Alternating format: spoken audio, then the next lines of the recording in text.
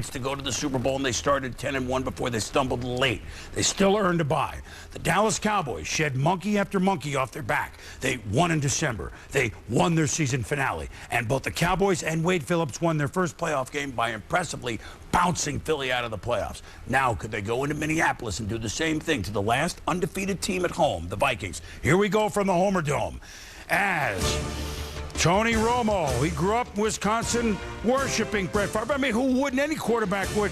Brett Favre, one of his bugaboos back in the day with the Packers, 0-3 lifetime against Dallas. It's a long time ago. Ray Edwards, how good was he's kind of the guy on the line that you don't know so much. As Tony Romo's pressured, and it's a fumble. Kevin Williams recovers. And it's the thing that you can't afford to do when you're in the other team's building. And then Tony Romo bobbles the snap, recovers his own fumble. So already a different, he had not fumbled in 8 games, and now there's 2 fumbles in the first quarter right away. Sean Sweezum. Well, they had kicking problems. He's the new kicker. Maybe he's the old kicker. 48-yard field goal, no good. Wade Phillips, not pleased. Suing Vikings possession. Brett Favre. Have he and Sidney Rice become simpatico this year, or what, Tom?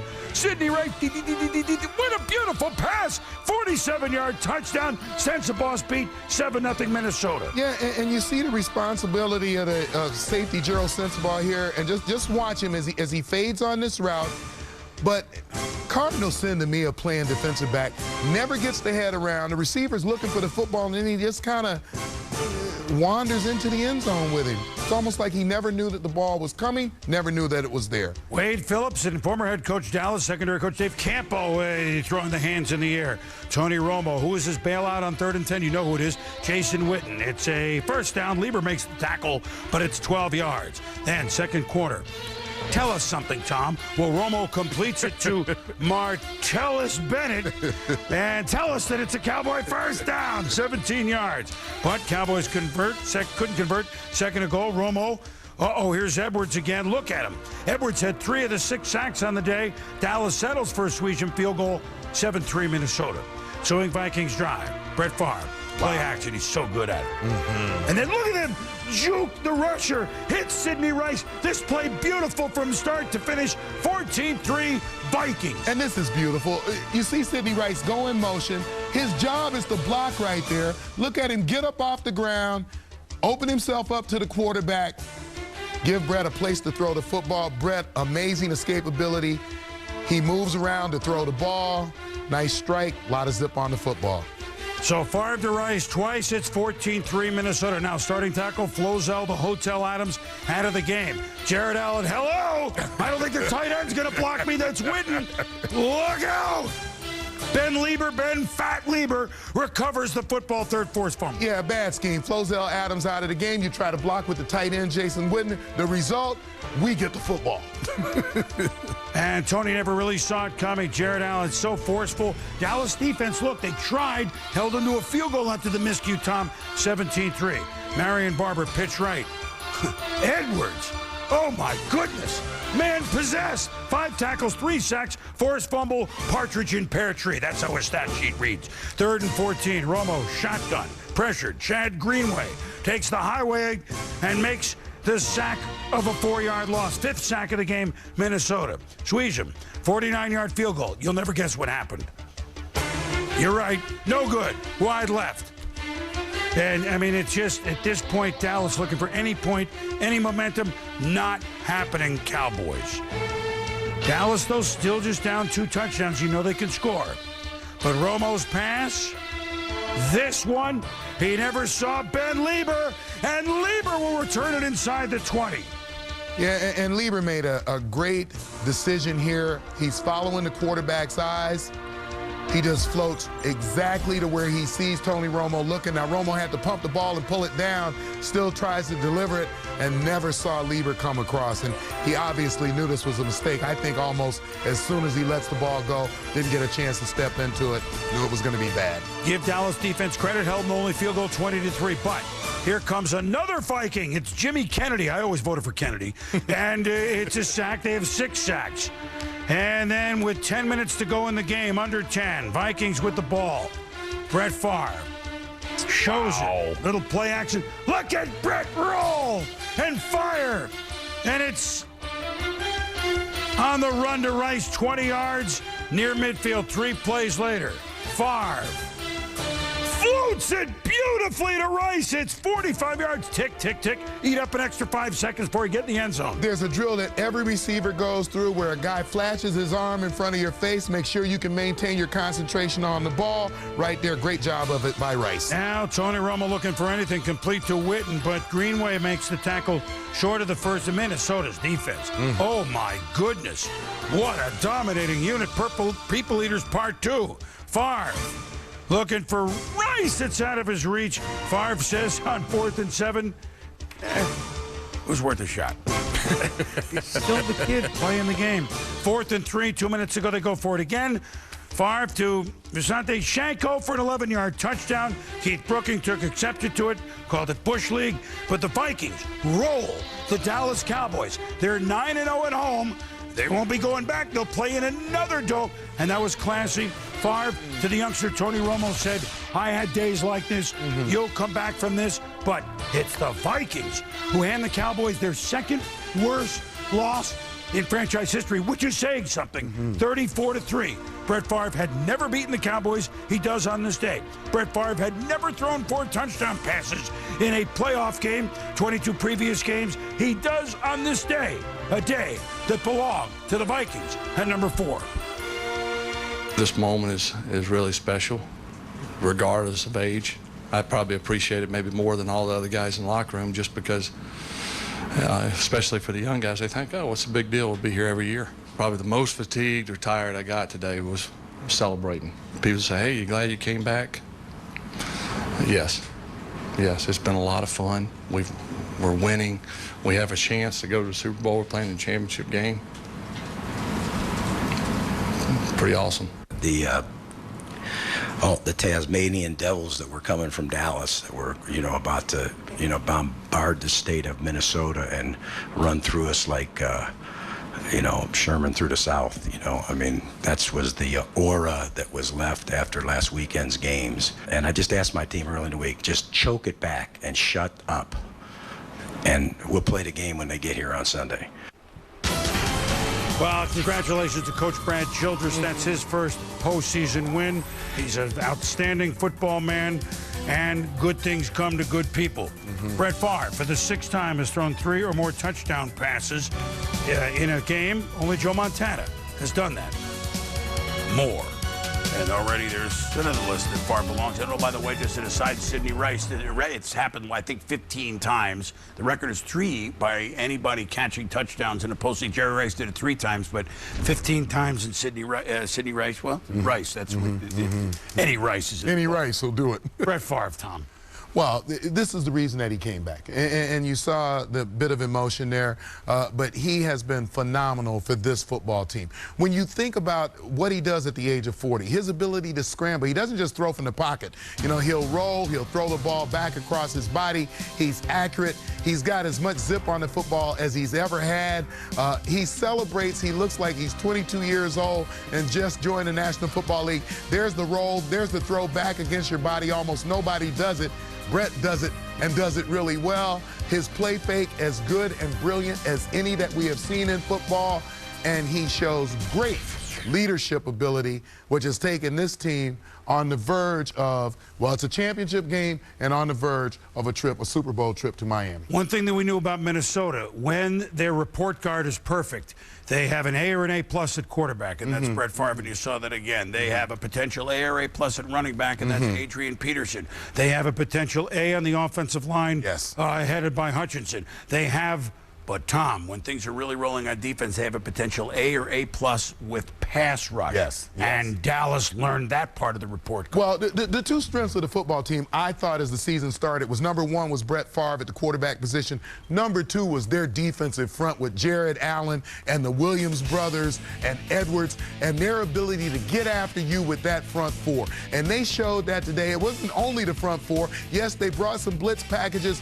but you want to make the quarterback uncomfortable. And now I've seen 2 quarterbacks in the playoff, one Tom Brady and Tony Romo, who are completely uncomfortable throwing the football. And when you can create that defensively, you have taken a big step toward winning the game. And just you know, after a while, Romo almost started to sense pressure that wasn't there.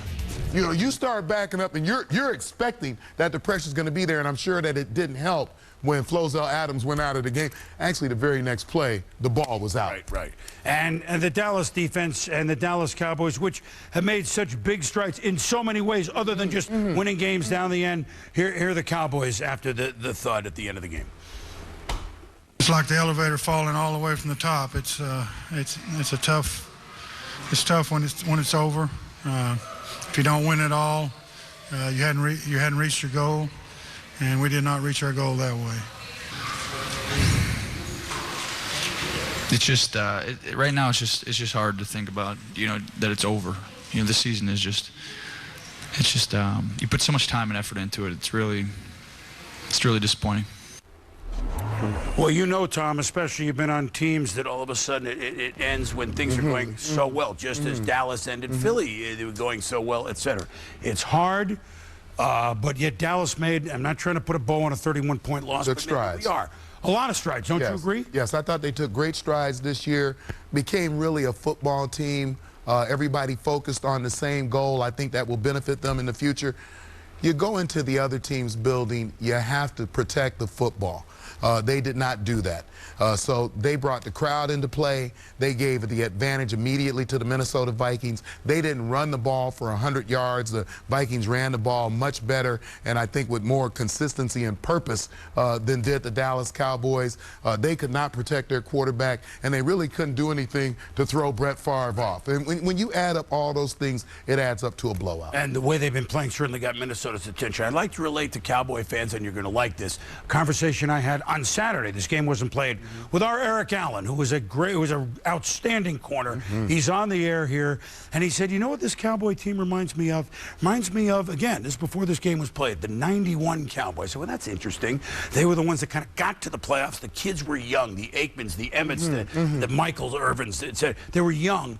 They weren't quite there yet, but boy, the next couple of years they got there. Yeah. And if that's what Dallas fans are looking forward to, a team that finally shed that we can't win big games at all. Oh, we're not quite as good as Minnesota, but the sky is the limit, and as these young guys develop, then I think you're going to like this Cowboy team years in the future. So Eric ought to know he was an Eagle in those days, and he played against them. Great player. And but the Dallas Cowboys, their season has ended.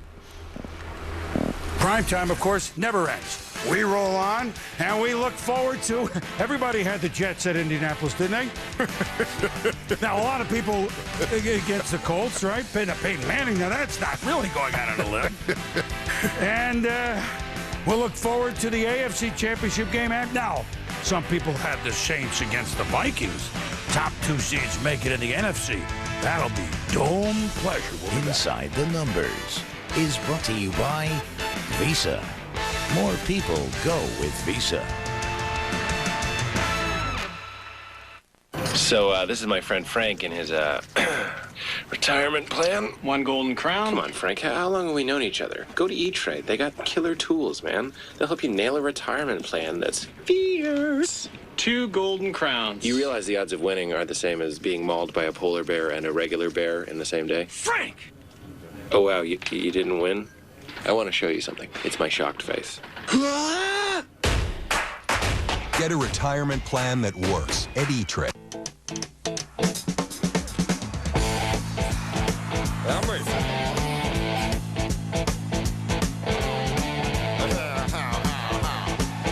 The Samsung LED TV. Incredibly slim. Outrageously intense. In-your-face brilliant. The NFL. That's how I see it. The Samsung LED TV. It's football in hyper-real. ESPN The Weekend, presented by Dick's Sporting Goods. It's the ultimate sports fan getaway at Walt Disney World in Florida. February 25th through the 28th. Visit ESPNTheWeekend.com for details. He came back for another shot at the playoffs. You can too. NFL.com Fantasy Playoff Challenge is back. It's free. And you could win a trip to Super Bowl 45. You thought the fantasy season was over. Sign up now at NFL.com/fantasy. You want want the NFL? Go to the NFL. A Conference USA clash, only on Bright House Sports Network. The women take it to a higher level live Thursday night at 7. Catch Southern Miss as they take on the ladies from UCF. Live Thursday night at 7. Only on Bright House Sports Network, Channel 47. The local sports leader. What makes Mark Robinson a hardcore expert? How about a national championship with countless tackles as a Buccaneer bone crusher? Yep, that ought to do it. Watch Mark Robinson, hardcore expert, only on Bright House Sports Network. The local sports leader. Logan's 2 full meals just got bigger. Now you can pick 2 entrees from 15 choices with 2 sides each. All for only $13.99. 3 new steaks, 3 new choices. The blue cheese sirloin, the teriyaki glazed sirloin, and the bacon and cheddar encrusted sirloin. 15 mouth-watering choices. All day Monday through Wednesday and 3 to 6 all week long. 2 full meals, just $13.99. Only at Logan's Roadhouse.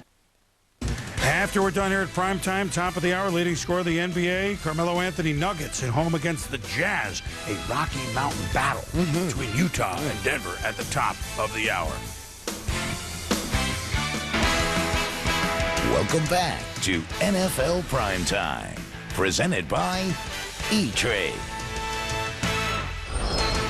The Pro Bowl is back on ESPN in Miami on the last day of January. Countdown begins at 5:30 Eastern. The game begins just before 7:20. And not where they were really headed for, they thought.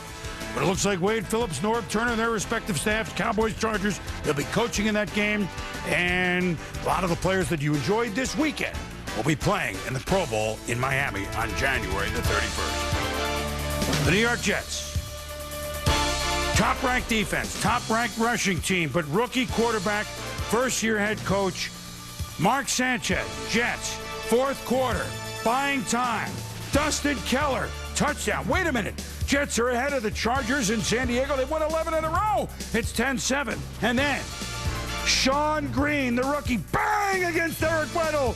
He's gone. So are the Chargers' Super Bowl hopes. The New York Football Jets. In the 50th year of the AFL, they're the AFL champs. And they've beaten the Chargers 17-14 in a stunned Qualcomm Stadium. Everybody's stunned except, of course, the Jets.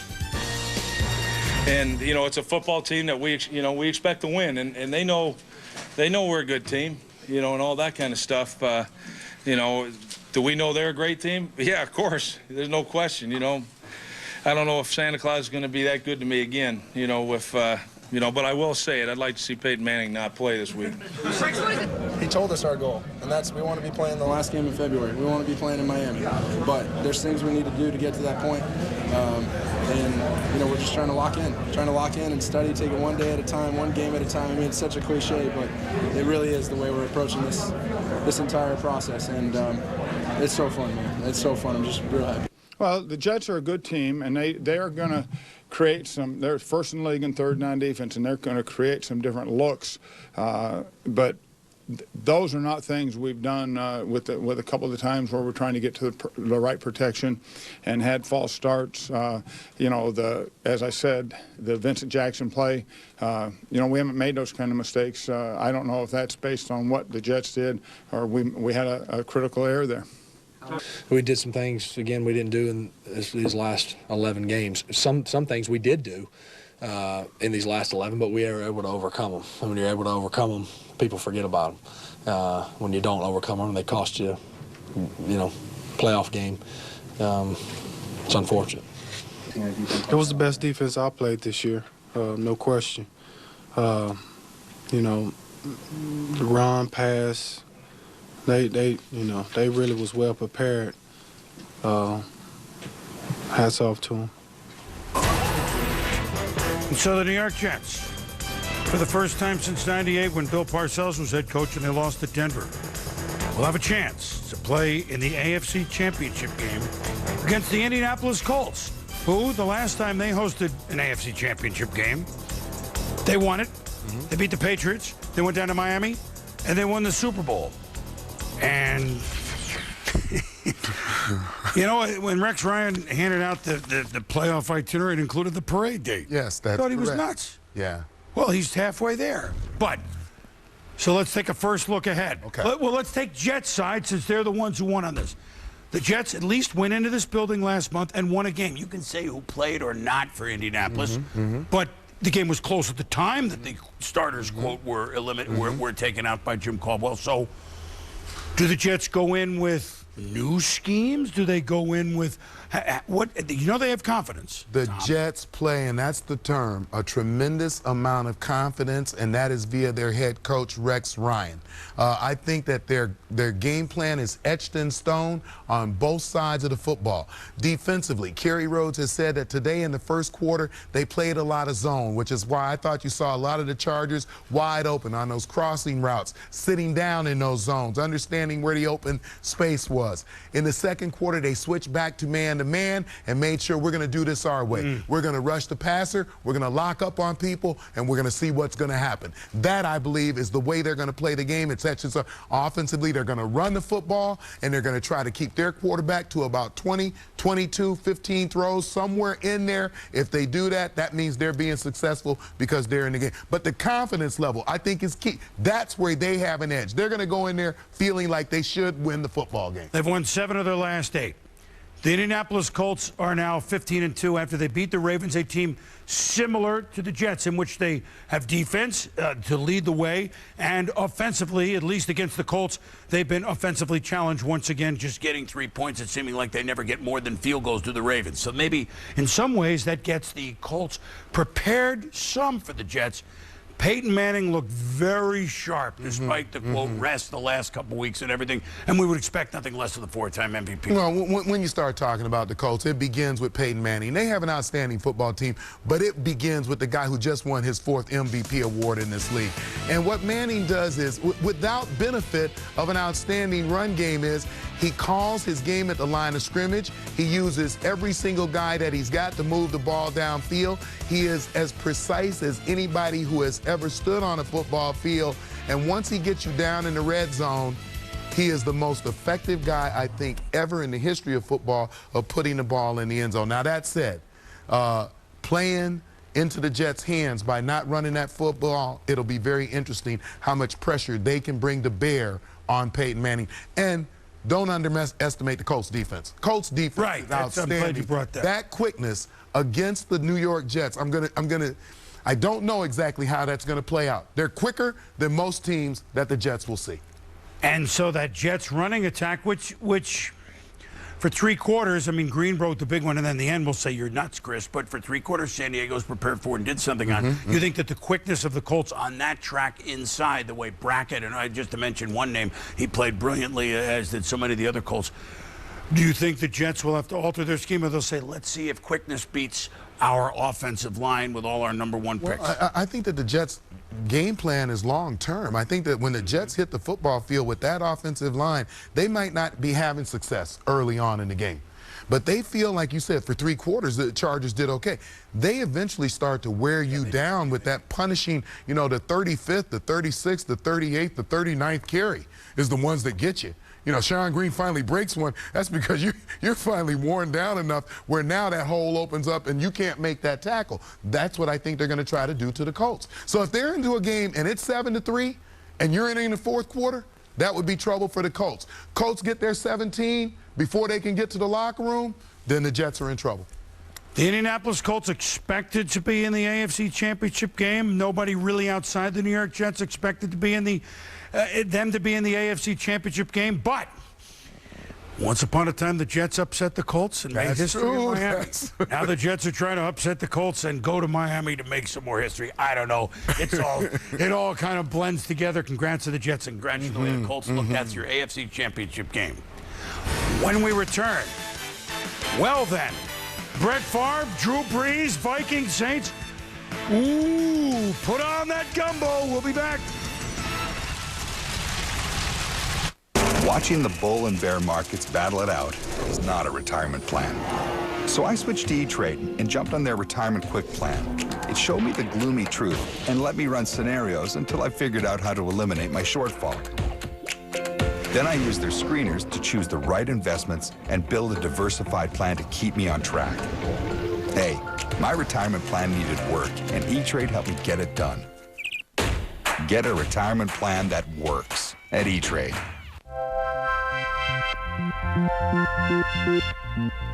It guides. It shows. It slides. It tows. It sees. It calls. And it fits. We gave it more ideas per square inch because more is what we do. Introducing the Terrain, the all-new smaller SUV from GMC. It's National Football Month, and as a proud sponsor of the NFL, Papa John's wants you to watch the season's best games with a better pizza. Papa's in the house. Y'all watching the game? Good. Come on in. Right now, taste John's favorite pizza. A large 6 cheese with delicious sausage and pepperoni. Only $9.99, and only at Papa John's. Better ingredients, better pizza. Papa John's. Wow, it's going to be a pretty good plan. Yeah, boy. All right, we're home.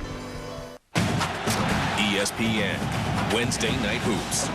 First, the NBA heads back to school. This is everything it was advertised to be. As Wake Forest battles defending national champion North Carolina. Then, Hall of Famer Dick Vitale. Are you serious? Is he for real? Calls NBA action when the Jazz battle Tim Duncan and the Spurs. Wednesday Night Hoops, Wake Forest, North Carolina, and Jazz Spurs, 7 Eastern on ESPN. SportsCenter.com covers the people, headlines, and highlights that keeps the sports world buzzing.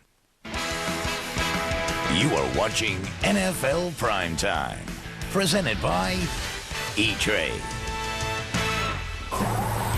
On we go to the NFC Championship Game, which will be hosted for the first time ever. They've hosted, what, 7? How many Super Bowls? The Saints, New Orleans, excuse me. But the Saints have never hosted an NFC Championship Game. They do that. Remember, they reached it in 06, lost to Chicago. In now comes Minnesota. Brett Favre, the Minnesota Vikings, who Brett grew up not very far from the Superdome, so he'll have a huge home contingent. First off, the New Orleans Saints, who erased that thought of that 3-game losing streak after they were almost undefeated until Christmas, Tom, 13-0. Drew Brees and company with that offense that scored 510 points, they got going again big time, and you saw what they can do. For the majority of the season, the Saints were really the best team in the NFC, and I think they showed that again as they began their playoff run. Drew Brees, the most accurate quarterback in football. That's his thing. He showed that. He's got a plethora of weapons around him. He also balanced it out with the run game. Defensively, very active, creating the turnovers. You know, we said all year that the Saints had a number of different ways that they could win football games, and that showed again as they began this run. You know, forcing the turnovers wherever they happen. Downfield, you make a big catch, you turn it into something. There's Darren Sharper, who's always around the football. You get the pick at the line of scrimmage, you're down the quarterback. Kurt Warner takes quite a shot right there. But you create those turnovers, and every team that won the battle of the turnover thus far through the playoffs won the game. So we can look at that next week. The Minnesota Vikings are now playing in their 9th NFC Championship game. The first 4 they won in the 70s. They've not won since the 70s. They've lost the last 4. Now they have a chance to turn things around on a team that certainly has regained the form that they showed when they were 10-1, Tom, on both sides of the ball. Well, there's going to be a lot of people rooting for Brett Favre to make a trip to the Super Bowl, but you know, he's going to have to be helped along by the run game. You know, the fact that they ran the ball 33 times, I didn't know that he would do that going into this football game. Defensively, I believe they have to get after Drew Brees. I don't think that you can allow him to sit and get comfortable and just pick people out in the passing game, and part of that's going to be involved with stopping the run. I think if they can give Brett Favre enough opportunities, he's going to be successful. Hard for me to believe, as I anticipate this game, that either one of these teams going to be able to put a whole lot of distance between them and the other team. I think this is high scoring, and I think it comes down to something late in the game. And how about all these weapons? And then there was Reggie Bush, by the way. Oh, my goodness. Was in another mode. Whoa. It's like Gale Sayers. So, I use that name. It's the only guy he reminds me of. Well, are we going to see a game that's like 38-35? It's going to be maybe more. Maybe more. We're down to 4 for Super Bowl 44. But all the news was not merriment on this divisional weekend in pro football. Gaines Adams, once upon a time, not so long ago, the 4th overall draft pick in 2007 by the Tampa Bay Buccaneers, former All-American defensive end at Clemson, most recently played for the Chicago Bears, died on Sunday after going into cardiac arrest at his home in Greenwood, South Carolina. An autopsy showed an enlarged heart, a condition that often can lead to a heart attack. Gaines Adams gone way too soon Sunday in Greenwood, South Carolina.